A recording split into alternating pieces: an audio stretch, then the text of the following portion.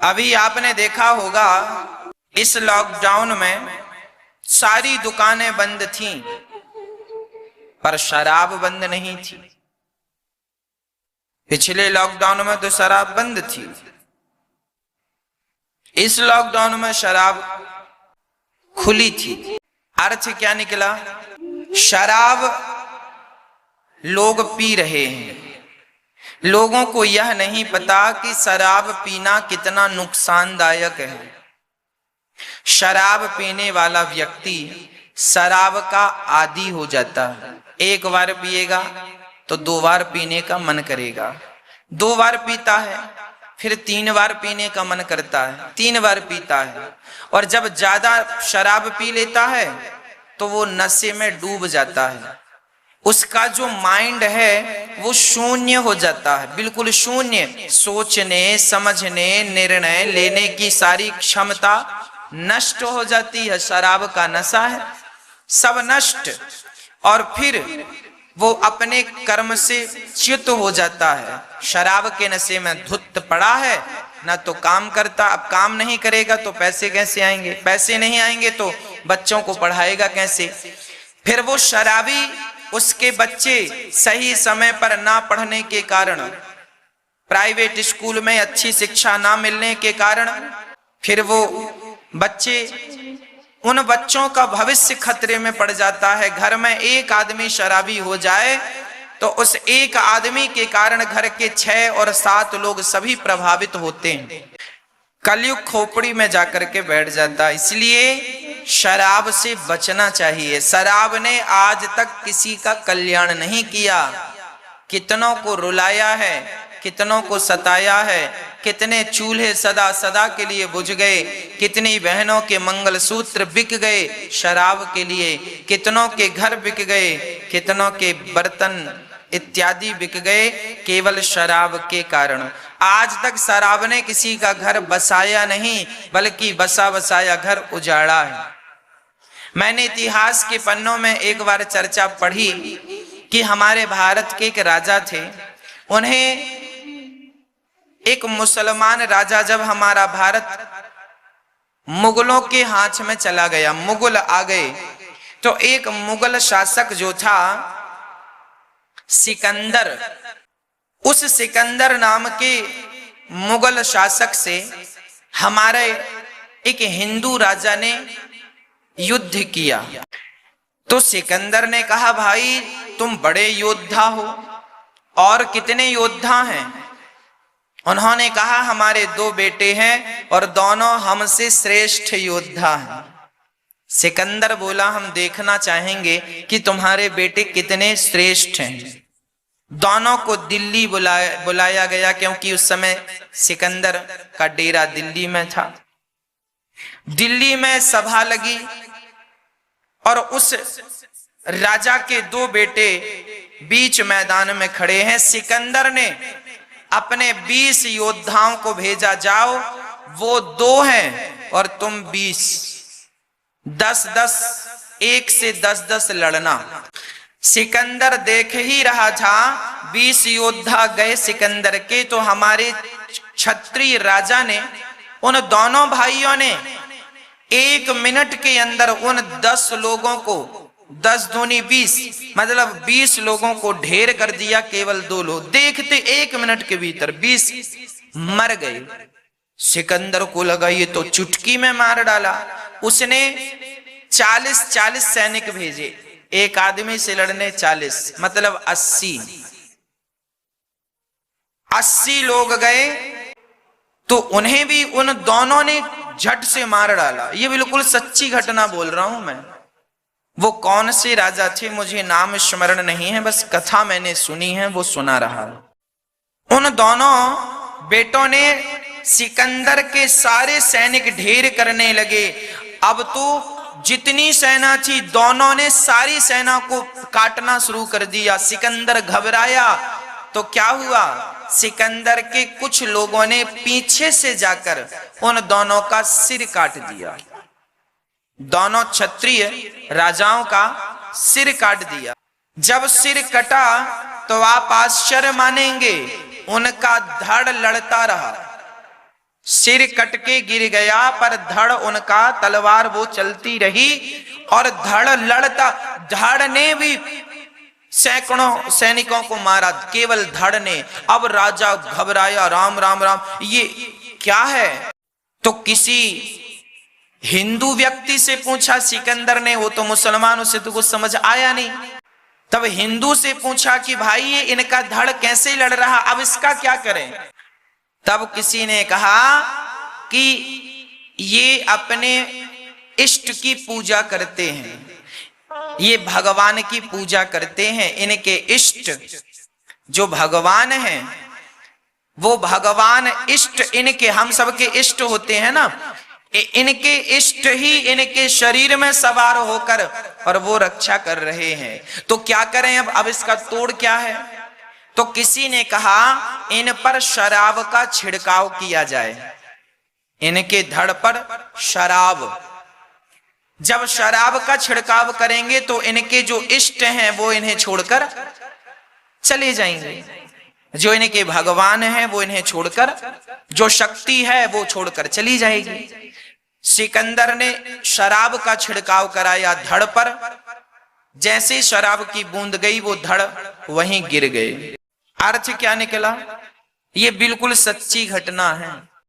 इससे यही अर्थ निकलता है कि जब हमारा शरीर शराब को टच करता है तो हमारे इष्ट, हमारे परमात्मा हमारा साथ छोड़ देते हैं।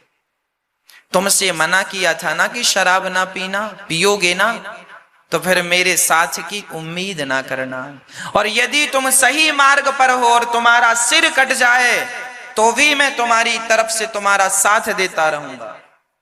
और यदि तुमने शराब ऐसी है कि देखो व्यक्ति जो धड़ लड़ रहा था शराब की बूंदों से वो धराशायी हो गया, इसका मतलब यह है शराब का स्पर्श भी वर्जित है, पर लोग पी रहे हैं धड़ल्ले से।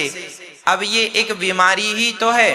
भारत में कोरोना जितना खतरनाक है उससे करोड़ों गुना ज्यादा खतरनाक यह है कि आज युवा पीढ़ी शराबी बन रही है, युवा लोग शराब पीने लगे।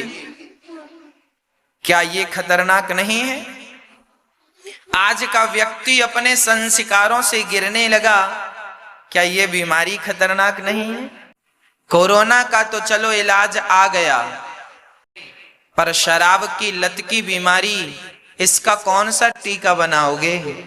शराबी को शराब छुड़ाने के लिए, इस बीमारी से निकालने के लिए ना तो आज तक दवाई बनी ना तो कोई टीका बना। भक्तों, एक ही टीका है, केवल संस्कार का। सत्संग कीजिए, संस्कारवान बनाइए, अपने बच्चों को कथाएं सुनाइए, अपने बच्चों को सही दिशा पर ले जाइए ताकि वो कभी भी गलत मार्ग पर अपने कदम ना बढ़ाएं। राजा परीक्षित को कलयुग का प्रथम राजा बनाया गया। एक दिन राजा परीक्षित जंगल में शिकार खेलने के लिए गए तो वहां वो रास्ता भटक गए।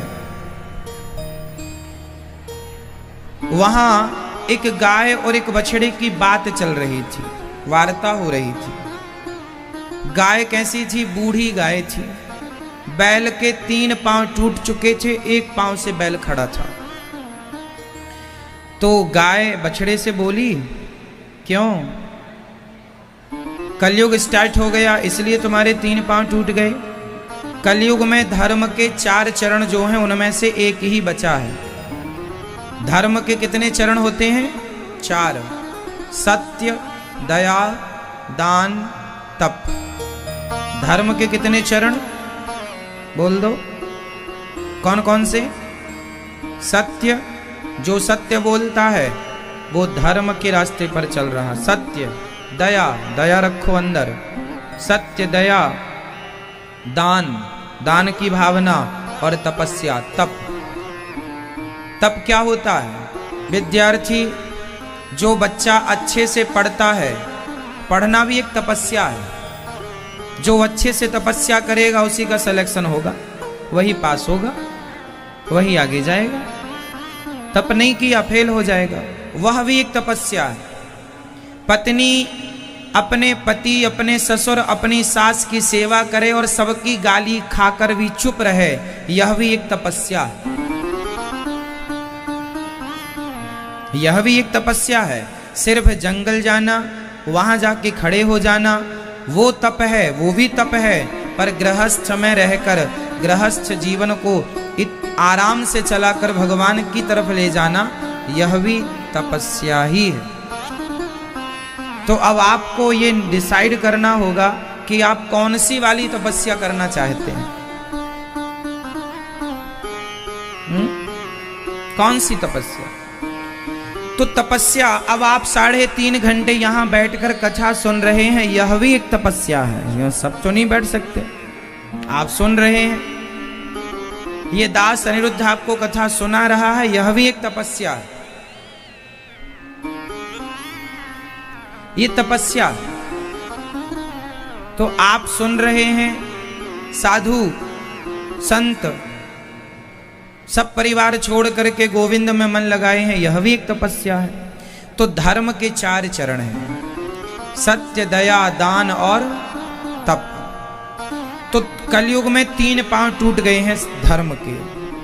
इसलिए जब आप शंकर जी के मंदिर में जाते हैं तो वहां एक नंदी जी आपको दिखाई पड़ते हैं। आपने कभी नंदी जी को गौर से देखा हो तो नंदी के कितने पांव आपको दिखते हैं, ये बताइए। किसने ध्यान से देखा है नंदी को? नहीं देखा तो आज देखिए, यदि मिल जाए तो। नंदी के कितने पांव आपको दिखाई पड़ते हैं? बोलो। केवल एक ही पांव बाहर है, बाकी 3 पांव अंदर की तरफ मुड़े हुए हैं। वो नंदी क्या है? बैल ही धर्म का प्रतीक है। नंदी के 3 पांव अंदर की तरफ होते हैं मुड़े हुए, एक पांव बाहर की तरफ दिखाई पड़ता है। एक पांव के दिखने का आशय यह है कि धर्म के 3 पांव टूट चुके हैं। कौन कौन से पांव टूट गए हैं? सत्य, दया और तप। 3 पांव आज टूटे हैं। इस कलयुग में सत्य बोलने वाले लोग हैं, पर ना के बराबर। सत्य, दया, दया तो मानो मिट ही गई। आज कितने लोग धर्म के नाम पर बकरा बकरी मार डालते हैं। दया होती, जिस आदमी के अंदर दया होगी वो कभी किसी जीव की हत्या नहीं कर सकता। जो हत्या करता है इसलिए करता है कि उसके अंदर दया नहीं है। आप में से कितने लोग मांस खाते हैं? जो खाते हैं हाथ उठाओ। खाते हो आप मांस? तो बताओ, मांस खाने वाला व्यक्ति कोई भी हो, क्या उसके अंदर दया है? दया है? भैया जी आपने हाथ उठाया, बताओ आपके अंदर दया है कि नहीं? बताओ। हाँ, सिर हिलाओ, हम देख रहे हैं आपको। आपके अंदर दया है या नहीं? आप बताओ। जिसके अंदर दया होगी वो बकरे का सिर काटेगा क्यों? वो बकरी को मारेगा क्यों? और वो मुर्गी को क्यों मारेगा और मछली को क्यों मारेगा? अच्छा बताओ, मछली को, मुर्गी को, बकरा को कौन मार सकता है? गाय की हत्या कौन करता है? हत्या करने वाले को क्या कहा जाता है?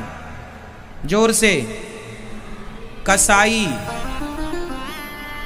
हत्या करने वाले को क्या कहा जाता है? बोल दो जोर से। कसाई। तो केवल गाय को मारने वाला ही कसाई है क्या? बकरे को मारने वाला कसाई नहीं है? बिल्कुल कसाई है। क्या मछली को मारने वाला कसाई नहीं है?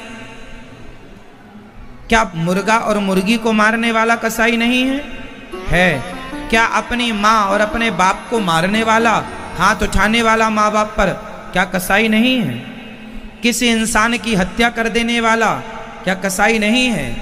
हर वो व्यक्ति कसाई है जो जानकर जीवों की हत्या करता है। किसान खेत में दवाई डालता है ताकि इल्ली विल्ली मर जाए, वो किसान जानकर दवाई नहीं डालता, वो उसकी मजबूरी होती है क्योंकि फसल खराब करती है, तो वो ना चाह करके भी दवाई का छिड़काव करता है, तो वो हत्या नहीं मानी जाएगी क्योंकि उसमें उसकी इच्छा नहीं है।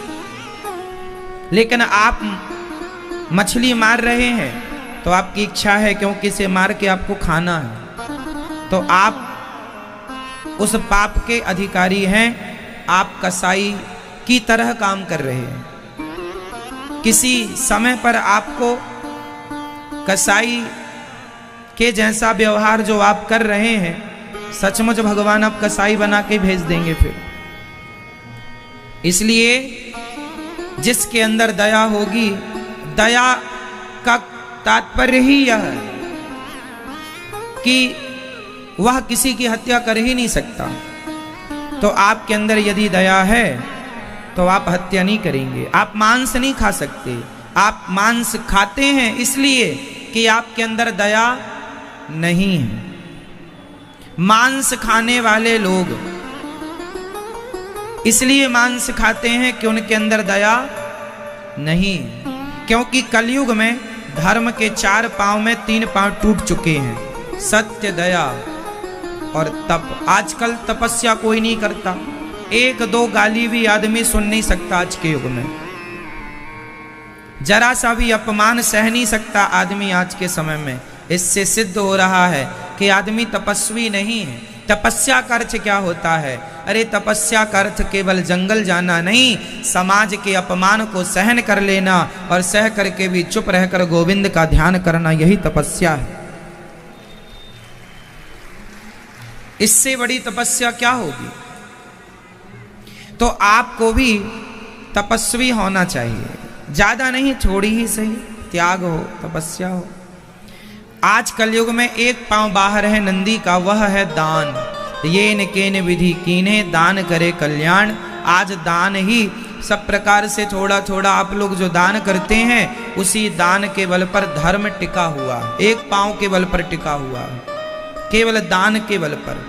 इसलिए आप लोग जो थोड़ा बहुत आपके द्वार पे कोई साधु आ जाता है तो आप श्रद्धा से दान करते हैं। आज के युग में तो फिर भी लोग दान कर रहे हैं। आज का समय तो ऐसा आ गया कि जैसे आपके घर में कोई आ जाता है ना, तो आप में से कुछ लोग कहते हैं, क्यों तुम कमा के खा नहीं सकते? आ गए मुंह उठा के भीख मांगने। तो आप ये बात इसलिए बोल रहे हैं क्योंकि आपका दोष नहीं है, ये कलयुग का प्रभाव है। यहां आदमी देगा कम, बातें ज्यादा करेगा। अरे कोई आपके द्वार पर रोटी मांगने आया तो रोटी दो ना, उपदेश क्यों दे रहे हो? कमा के खा नहीं सकते? तुमसे उपदेश मांगने आया है कि रोटी मांगने आया है, ये बताओ। आपके द्वार पे कोई आया है तो रोटी मांगने आया है या उपदेश मांगने? बोलो। तो रोटी दो ना, उपदेश क्यों देते हो? कमा के खा नहीं सकता, आपकी बात सही है, कमा के खाना चाहिए, परंतु कोई आपसे पैसा मांगे, जैसे आजकल के भिखारी भी एडवांस हैं, आप 10 रुपए दो तो वो बोलते हैं 20 रुपए चाहिए। ऐसे लोगों को आप मत दो, चलता है। पर जो यथार्थ में साधु हैं, जो केवल भिक्षा मांगकर अपना गुजारा करके भजन करते हैं, कहीं उन दुष्टों के चक्कर में ये सच्चे साधु ना पिस जाएं, क्योंकि गेहूं के संग घुन भी पिसता है, बुरे लोगों के संग अच्छे लोग भी पिस जाते हैं। कुछ माना कि समाज में कुछ दुष्ट लोग हैं, पर उन दुष्टों के कारण आज ये पता लगाना इम्पॉसिबल है कि कौन सज्जन है और कौन दुष्ट है।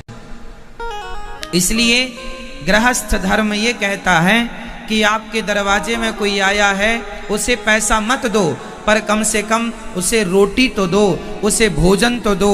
अरे पका हुआ भोजन ना दो तो कच्चा भोजन आप उसे दे सकते हैं, जरा सा चावल, जरा सा आटा, जो आपकी श्रद्धा है। उससे आपको दोष नहीं लगेगा, पुण्य में। और आपके घर से कोई सच्चा साधु चला गया, आपने उसका अपमान किया, क्यों रे कमा के खा नहीं सकता, इतना बड़ा शरीर लिए घूमता है, तो उपदेश लेने तो वो आया ही नहीं था, रोटी लेने आया था। आप देते, आपके पास नहीं था तो आप कह देते कि हमारे यहाँ नहीं है। सुदामा के घर में एक भिखारी आया तो सुशीला माँ बाहर आई। सुशीला माँ एक गिलास पानी लेकर आई। हे ब्राह्मण देवता, हम गरीब हैं, हमारे घर 3 दिन से चूल्हा नहीं जला, आप हमारे घर भिक्षा मांगने आए हैं, तो हम 3 दिन से पानी पीकर जी रहे हैं, तो जो है वही आपके लिए ये पानी पी लीजिए, हमारे पास अन्न का दाना नहीं है। यदि नहीं है तो आप ये कहो कि नहीं, पर है तो देना धर्म, ठीक है। पैसा मत दीजिए, आपकी श्रद्धा है 1 रुपए देने की, 1 रुपए दो, 5 रुपए देने की। कोई मांगे नहीं हमें 100 रुपए चाहिए, तो आप उसे बोल सकते हैं चलो आप जाओ। हमारी जो श्रद्धा, क्योंकि भिक्षा श्रद्धा से दी जाती है और श्रद्धा से ली जाती है। भिक्षा जो मांगता हो कि हमें इतना नहीं इतना चाहिए, फिर वो व्यापारी हो गया, वो भिक्षुक नहीं है। उसको आप फिर अपने ढंग से बातचीत कर सकते हैं कि तू कमा, जब तुझे 100 रुपये ही चाहिए तो निठल्ला क्यों घूमता, कमा अपना, आप उसके लिए बोल सकते हैं। पर जो संतोषी है, जो आपके मुट्ठी भर चावल से भी संतुष्ट हो जाता है, ये उच्च कोटि के साधक होते हैं, जो किसी रूप में आकर, भगवान ही शायद इस रूप में आकर हमारे अन्न को ग्रहण करते हैं। क्योंकि आप ये बात याद रखिएगा कि सुदामा भी 5 घर भिक्षा मांगते थे, सुखदेव भगवान भी 5 घर भिक्षा मांगते थे। क्योंकि कुछ साधु होते हैं जो भिक्षा लेकर अपना गुजारा करते हैं, भजन करते हैं। तो आपके घर में सच्चे साधु आ गए, कोई सही व्यक्ति भगवान ना जाने किस रूप में नारायण मिल जाए, तो थोड़ा आपको यह ध्यान रखना है कि कौन सही है कौन गलत है, इसकी परख आपको करनी होगी। और परख मैंने बता दी, जो संतोष हो जाए, संतोष कर ले, वो सच्चा है, और जो संतोष ना करे वो झूठा है। जो 10 रुपए देने के बाद भी कहे कि हमें 20 रुपए और दो, वो झूठा है। और जो 10 रुपए देकर भी खुश होके कहे आपने बहुत दे दिया, बहुत संतोषी है, वो सच्चा है। तो कलयुग में एक ही पांव बचा है धर्म का, केवल दान। इसलिए आपको जो बने दान पुण्य करते रहना चाहिए। इसलिए राजा परीक्षित ने देखा, वो गाय और बछड़े बात कर रहे थे। गाय थी पृथ्वी और बैल थे धर्म, आपस में बात कर रहे थे। अब किसे दोष दिया जाए इस हाल का, बताओ। आज धर्म के 3 पांव टूट गए हैं, हम किसे दोषी करार दे दें। काल ही कर्म ही ईश्वर ही मिथ्या दोष लगाए, भगवान को क्या दोष लगाएं। एक बात बताऊं मेरी माँ, जब किसी के जीवन में कोई संकट आता है ना, तो वह दोष भगवान को लगाता है। हे भगवान, तुम्हारे कारण हम बड़े परेशान हो गए, आपने हमें इतना दुख दिया, हे भगवान आपने ये दिया वो दिया। सच्ची बात यह है, कोऊ ना काहू को सुख दुख कर दाता, निज कृत कर्म भोग सब भ्राता। कोई किसी को सुख नहीं देता, कोई किसी को दुख नहीं देता। आप मुझे ये बताओ कि आपके जीवन में जो दुख आया या आता है, उस दुख का जिम्मेदार कौन है? आपके जीवन में आए हुए दुख का जिम्मेदार कौन है? जोर से बताओ, जोर से बोलो मेरी माँ। आपके जीवन में आया हुआ, आपके जीवन में आए हुए दुख का जिम्मेदार कौन है? मैया, हाथ हिलाने से फुर्सत मिल जाए तो बता दो। आपके जीवन में आए हुए दुख का जिम्मेदार कौन? जोर से। आपके जीवन में आए हुए दुख का जिम्मेदार कौन? जोर से। हम स्वयं, हम स्वयं। और हमारे जीवन में आया हुआ सुख, उस सुख के जिम्मेदार कौन है? है ना? वो सुख के जिम्मेदार भी भगवत कृपा से आप ही हैं। आपके अच्छे कर्म ही आपको सुख देते हैं और आपके बुरे कर्म ही आपको, को न काहू को सुख दुख कर दाता, निज कृत कर्म भोग सब भ्राता। इसलिए काल ही कर्म ही ईश्वर ही मिथ्या दोष लगाएं। ना काल ना कर्म, किसी को हम क्या दोष दें। जो हमने किया था वो हम पा रहे हैं, जो कल किया था वो आज पा रहे हैं, जो आज कर रहे हैं वो कल पाएंगे। अभी हमारे देश में धान की फसल कटने लग गई है। हमारे देश में क्या कट रहा है? धान मीन्स चावल।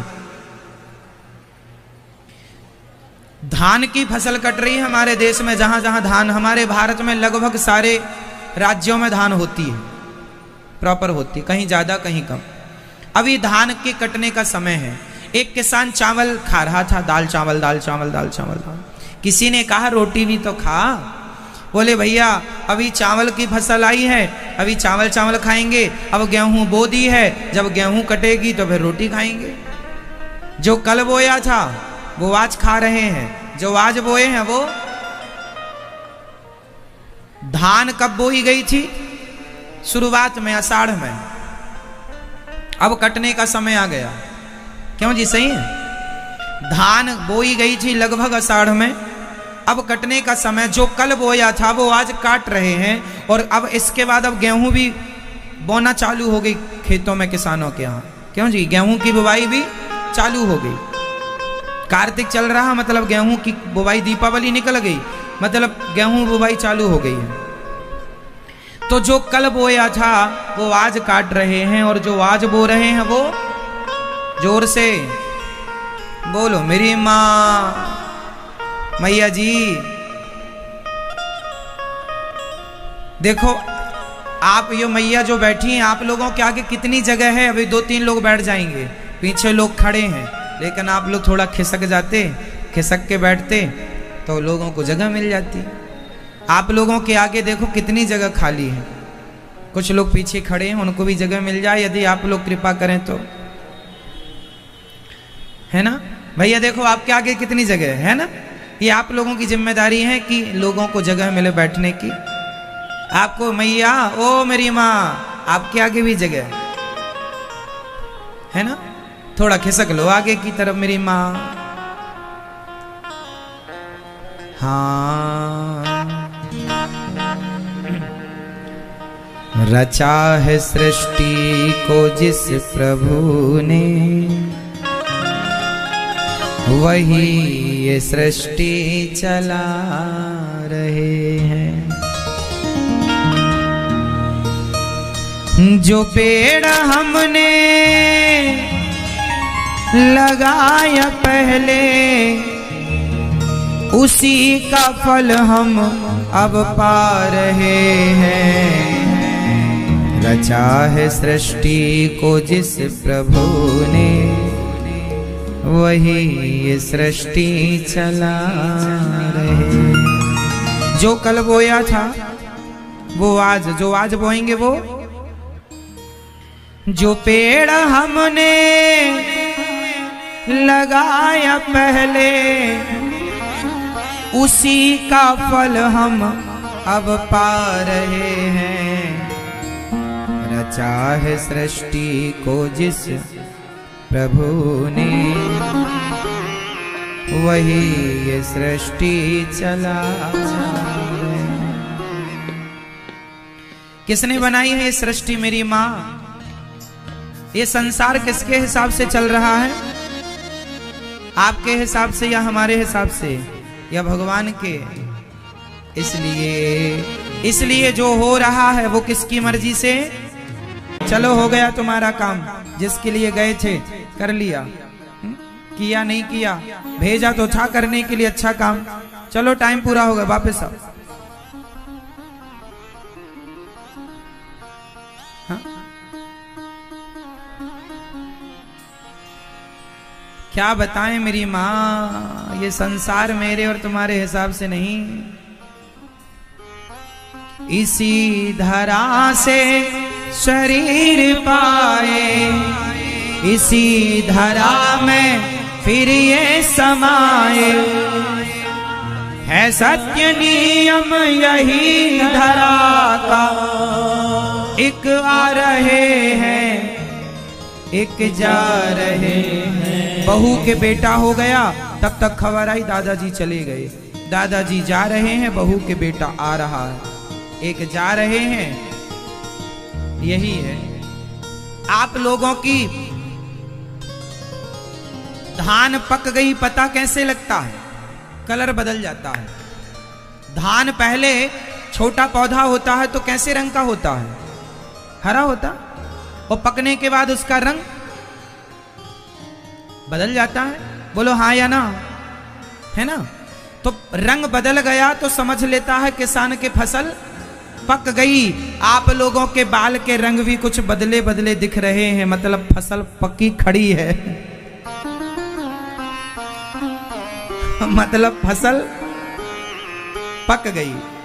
लोग कहते ना बाल पक गए, ये बाल नहीं पक गए, फसल पक गई है। अब कभी भी कटाई हो सकती है, इसलिए अपनी तैयारी में रहो राम जी। कभी भी हार्वेस्टर चल सकता है। अब कितना भी मेहंदी पोत के काला करो, अब नहीं होगी काली। ये संसार में यही नियम है, यही रीत है। आया है सो जाएगा राजा रंग फकीर, एक सिंहासन चढ़ चला एक बंधा जंजीर। तो फसल पक रही है, थोड़ा ध्यान दो, संसार से मन हटाओ, गोविंद में मन लगाओ। धान पक गई है, गेहूं का रंग भी बदल जाता है पकने के बाद। कोई भी फसल देख लीजिए रंग बदल जाएगा। यहां तक कि आम का भी रंग बदल जाता है पकने के बाद। कच्चा आम अलग कलर होता है, पका आम अलग कलर होता है। तो कलर बदल गया। अब आप फिर भी कितना भी कलर करते फिरो, वो कलर टिकाऊ नहीं है जो आप कर रहे हैं। चाहे लाल कर लो, चाहे काला कर लो।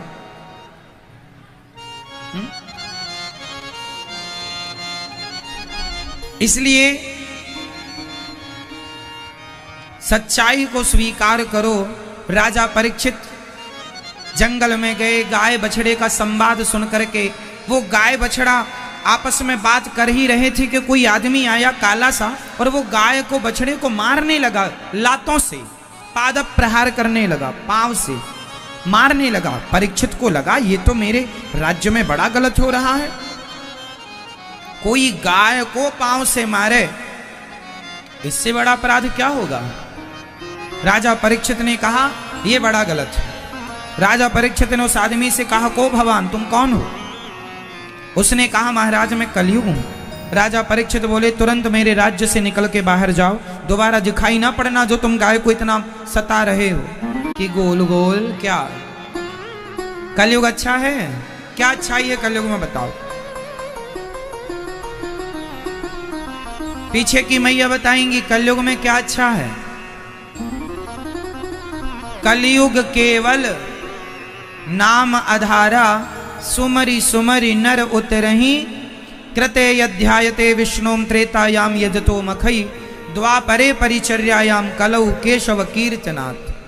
कलयुग सतयुग त्रेता द्वापर में जो गति यज्ञ जप तप करने से होती थी, कलयुग में जीव की वही गति केवल भगवान का नाम लेने से हो जाती है। इसलिए कलयुग सभी युगों में श्रेष्ठ है।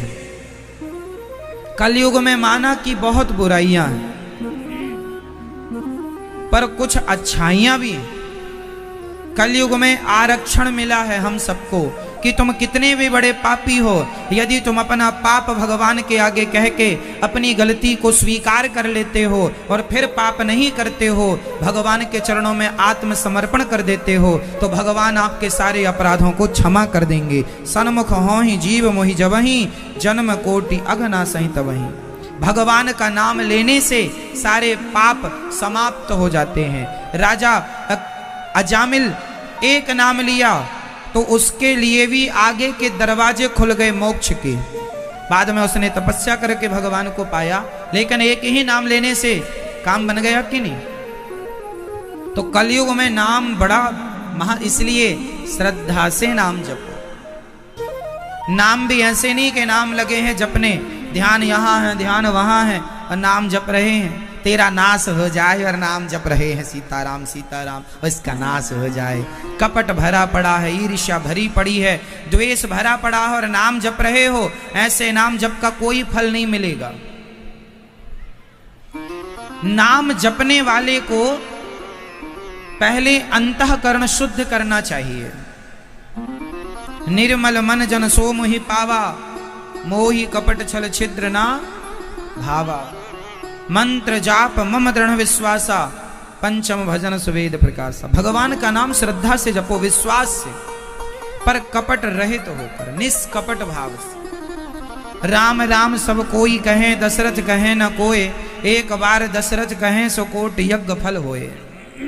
ये दशरथ क्या है? दसों इंद्रियों को साध कर जो भगवान का नाम जपते हैं वह नाम जप बहुत श्रेष्ठ है। ये दसों इंद्रियों क्या होती हैं?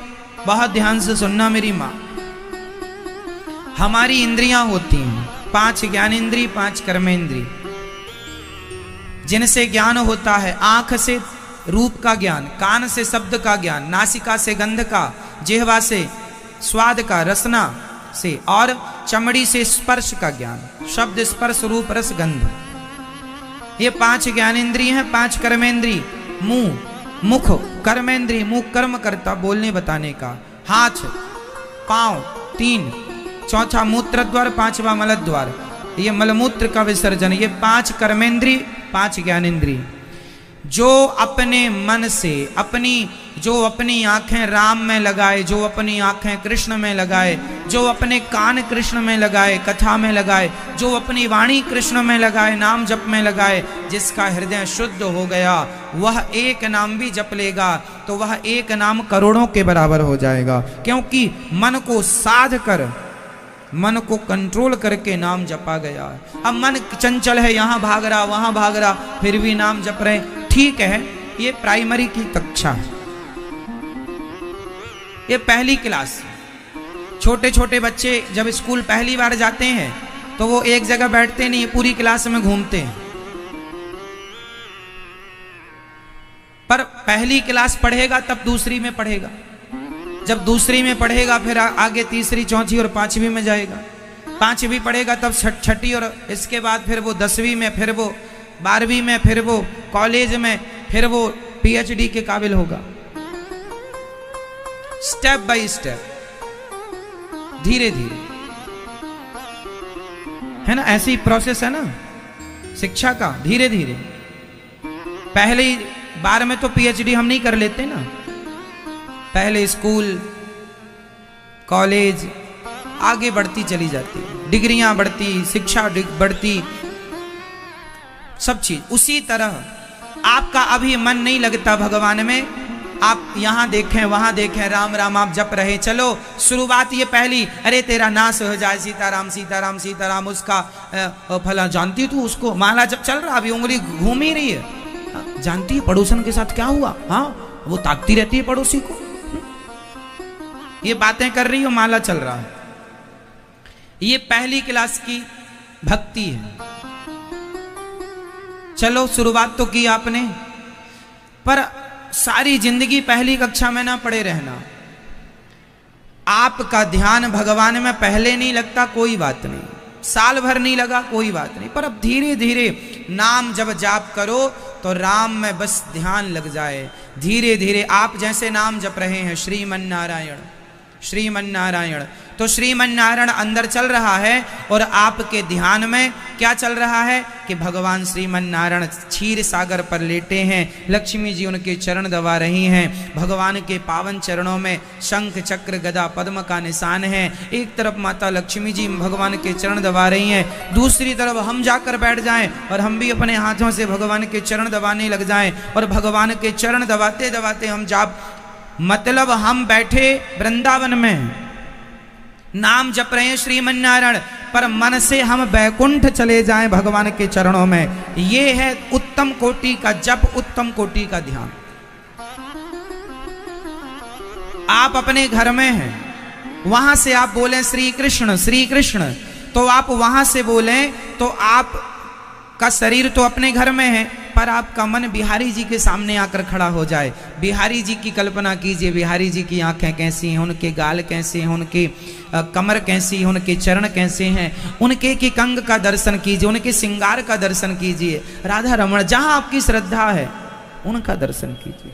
तो नाम जपते समय ध्यान उनका ही हो जिनका नाम जप रहे हैं। अब हम नाम तो जप रहे हैं पर ध्यान उनका है ही नहीं, तो उस नाम जप का फिर कोई अर्थ नहीं है। वो पहली कक्षा में आप पढ़े हैं तो पहली कक्षा में इसलिए जाते हैं कि पहली से दूसरी में जाएं, दूसरी में इसलिए जाते हैं कि दूसरी से तीसरी में जाएं।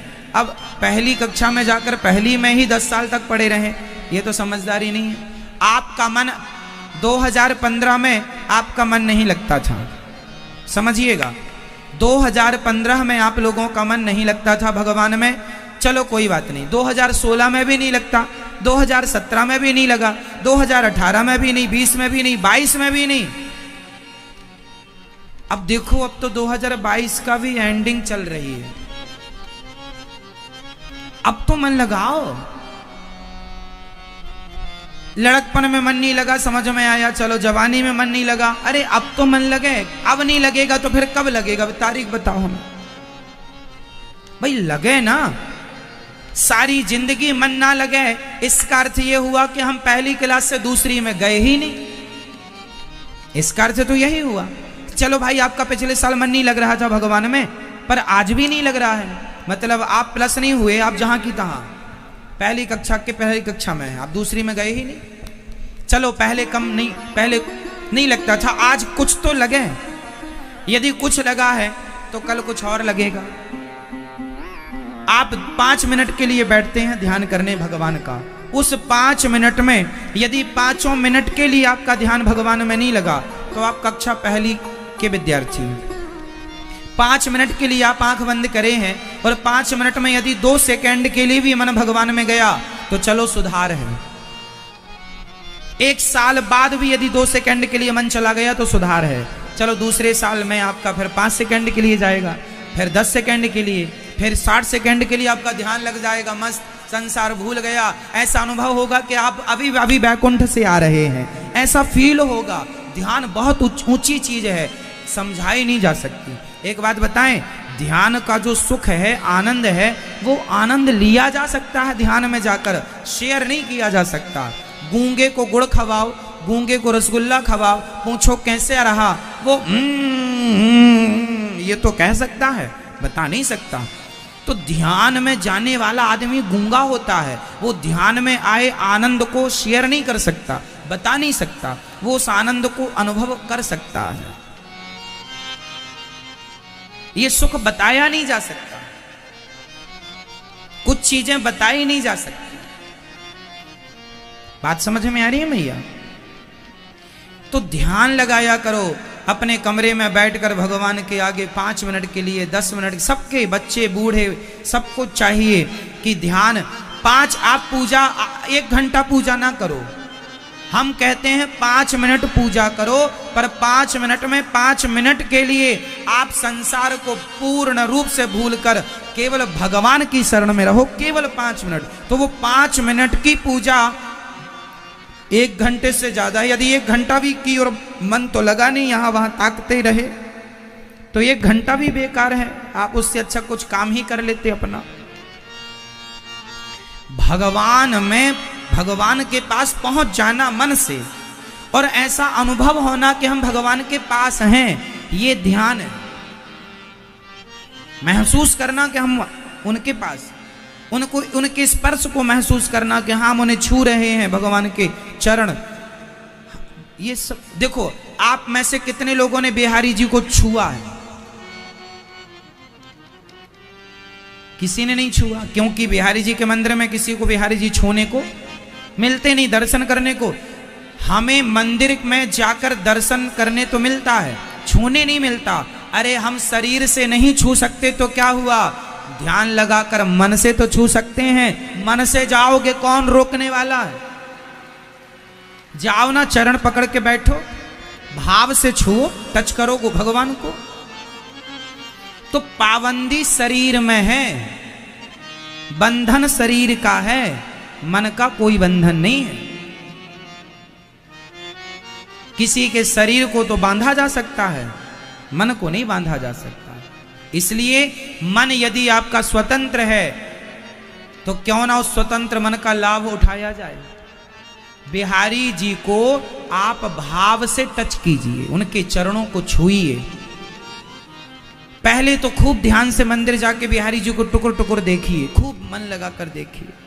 फिर मंदिर से बाहर आकर बैठिए कहीं एकांत में, ध्यान लगाइए, भाव बनाइए हम बिहारी जी के सामने हैं, बिहारी जी सामने खड़े हैं, हम उनके चरणों को दबा रहे हैं, चरणों को स्पर्श कर रहे हैं, अपने हाथ से लड्डू बनाकर बिहारी जी को भोग लगा रहे हैं, अपने हाथ से ताजा ताजा दूध ठाकुर जी को पिला रहे हैं। अरे इस भाव में डूबने में मना किसने किया आपको? कौन है आपको रोकने वाला? बिहारी जी को मोतीचूर के लड्डू खवाओ, देसी घी के लड्डू खवाओ, भाव में आप कमरे में। अरे और तो सब ठीक है मेरी माँ, जब आप लोग सोने के लिए बिस्तर में जाती हो तो बिस्तर में जाते ही आप बिस्तर पर भगवान का ध्यान करते करते लेट जाओ और लेटे लेटे ही ध्यान लगाओ, भाव बनाओ कि हम बिहारी जी के सामने हैं, हम जगन्नाथ जी के सामने हैं और जगन्नाथ जी को अपने हाथ से लड्डू खवा रही हैं, रबड़ी खवा रही हैं इत्यादि, और भगवान जी का पावन दर्शन। उनके पास जाकर जगन्नाथ जी हाथ पसारे खड़े हैं, हम उनके गले से लग रहे हैं, जगन्नाथ जी हमें गले लगा रहे हैं। ये सब भाव बना लो ना, कल्पना कर लो ना, क्या बुराई है? कौन रोकने वाला है? क्या बंधन है? बिस्तर पर लेटे लेटे कर लो, कौन रोकने आ रहा है? कई लोग कहते हैं महाराज जी हमारी सास हमें पूजा नहीं करने देती, हमारा पति हमें पूजा नहीं करने देता। ये प्रश्न ही गलत है। अरे पूजा करने वाले को, भगवान से दिल लगाने वाले को कोई रोक सकता है क्या? मीराबाई को कोई रोक पाया क्या? हाँ, रोक सका कोई? जनाबाई को रोक पाया कोई? मुक्ताबाई को रोक पाया कोई? बांध दिया था मुक्ताबाई को उसके ससुर ने रस्सियों से कस के खंबे पर, लेकिन उसका मन विट्ठल नाथ जी में ऐसा लगा कि भगवान को आना पड़ा, रस्सी खोलनी पड़ी और मुक्ताबाई को सक्कोबाई को खोलना पड़ा। सखूबाई को, सक्कोबाई भी कुछ लोग कहते हैं, सखूबाई भी कहते हैं, सखूबाई को खोलना पड़ा और सखू को खोल करके भगवान स्वयं उसकी जगह खुद बंध गए रस्सी से और सखू को खोल दिया। दौड़ी दौड़ी उसके ऐसी तड़प थी विट्ठल नाथ जी से मिलने के लिए, जैसे वृंदावन में बिहारी जी हैं ऐसे पंढरपुर में विट्ठल नाथ जी हैं। विट्ठल नाथ जी का नाम सुना होगा आपने, भगवान श्री कृष्ण ही विट्ठल नाथ जी के रूप में बैठे हैं पंढरपुर महाराष्ट्र। तो सखू को उसके ससुर ने, सास ने बांध दिया था खंबे से घर के अंदर, लेकिन उसका आंखों में आंसू रुके नहीं। हे विट्ठल नाथ जी कब बुलाओगे, हे विट्ठल कब बुलाओगे, क्या अपना दर्शन दिए बिना ही क्या मुझे प्राण त्यागने पड़ेंगे? हे विट्ठल मैं मरना चाहती हूँ, लेकिन आपको देखे बिना मैं मर जाऊं ये अच्छा नहीं लगेगा, बस आखिरी बार अब मुझे आप दर्शन दे दो। उसके इस प्रेम से रीझ कर विट्ठल नाथ जी आए कमरे के अंदर, उसे खोला और खोलकर उसे बाहर किया और खुद सखू बन करके भगवान बंध गए। क्योंकि यदि उसे खोल देते तो ससुर जी फिर जाते रास्ते से पकड़ कर ले आते कि मेरी बहू कहाँ जा रही है, क्योंकि पहले गई थी वो, संतों की टोली गांव से गुजरी, विट्ठल विट्ठल जपती हुई, तो सखूबाई बर्तन धुल रही थी, तो वो भी पीछे पीछे चल पड़ी संतों के संग के विट्ठल नाथ जी जा रहे हैं, हम भी दर्शन करेंगे।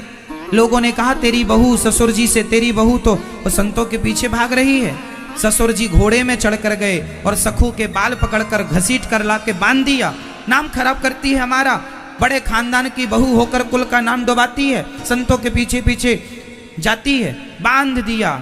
पर उसके अंदर इस बात का दुख नहीं था कि मेरे ससुर ने मुझे मारा। ससुर ने खूब पिटाई की, लातों से, घूंसों से, सास ने, अब कितना ना मारा होगा, कितना अत्याचार ना हुआ नारियों पर।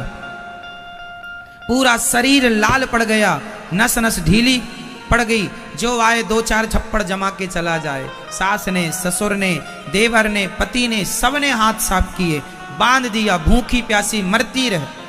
लेकिन सखू को इस बात का दुख नहीं था कि परिवार ने मारा है, दुख इस बात का था कि बिहारी हे विट्ठल नाथ जी क्या आपके दर्शन किए बिना मैं मर जाऊंगी। ये जब तड़प उसके अंदर जागी तो भगवान को रहा ना गया, विट्ठलनाथ जी आए और विट्ठलनाथ जी उसे खोलते हैं, खुद बंधते हैं और रूप बना के सखू का रूप बनाते हैं और बंधते हैं और उसे आजाद करते हैं। वो चलती चलती चलती चलती भाव विभोर थी, उसे पता नहीं था मैं किस रास्ते पर चल रही हूँ, पर जब आप भाव में डूबते हैं और सच्चे मन से जब आप चलते हैं तो भगवान आपका हाथ पकड़कर सही रास्ता पर चलाते हैं। आपको पकड़ने स्वयं भगवान आते हैं, कोई क्या रास्ता बताएगा। पहुंच गई और विट्ठलनाथ जी से ऐसा जब उसकी आंखें मिली, विट्ठलनाथ जी को देखा, चरणों में जाकर गिरी, कहा हे विट्ठलनाथ जी अब आपको छोड़कर कभी कहीं जाना ना पड़े। ये कहना था कि वो सखूबाई के प्राण निकले और एक दिव्य ज्योति निकलती है, सबके देखते देखते विट्ठलनाथ जी के चरणों में दिव्य ज्योति समा जाती है, प्राण निकल जाते हैं। आज पूज्य श्री अनिरुद्धाचार्य जी महाराज ने हम सभी लोगों को बहुत ही उत्तम एवं शिक्षाप्रद कथा सुनाई है। आशा करता हूँ कि इस शिक्षाप्रद कथा से हम सभी लोग कुछ न कुछ शिक्षा अवश्य ग्रहण करेंगे और अपने जीवन को सुखी और सात्विक बनाने का प्रयास करेंगे। मित्रों, अगर आपको यह शिक्षाप्रद कथा पसंद आई हो तो वीडियो को लाइक करें और अधिक से अधिक लोगों को शेयर भी करें, जिससे और भी लोग महाराज जी की इस शिक्षाप्रद कथा से शिक्षा लेकर अपने जीवन को सुखी बना सकें। मित्रों, अगर आपने अभी तक हमारे चैनल को सब्सक्राइब नहीं किया है तो हमारे चैनल को तुरंत सब्सक्राइब भी कर लें, जिससे आपको नोटिफिकेशन के माध्यम से महाराज जी के शिक्षाप्रद कथा तुरंत प्राप्त हो सकें। मित्रों, तो कल फिर किसी शिक्षाप्रद कथा के साथ आप लोगों के समक्ष प्रस्तुत होंगे। तब तक के लिए जय श्री राधे।